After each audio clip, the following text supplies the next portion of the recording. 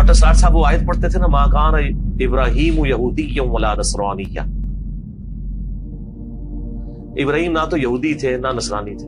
یہودی کہتے تھے ہم ابراہیمی ہیں، عیسائی کہتے تھے ہم ابراہیمی ہیں.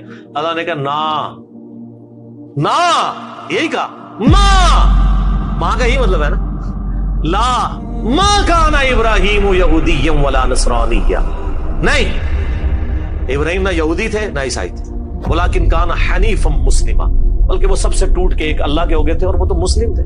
وما کان من المشرکین، اور مشرک نہیں تھے. تم تو شرک کرتے ہو. تو ڈاکٹر صلاح صاحب جب یہ آیت پڑھتے تھے وہ کہتے تھے اس کو اپنے آپ پہ فٹ کر لیں کہ نبی علیہ السلام نہ دیوبندی تھے نہ بریلوی تھے، بلکہ وہ سب سے ٹوٹ کے ایک اللہ کے ہو گئے تھے اور مسلم تھے.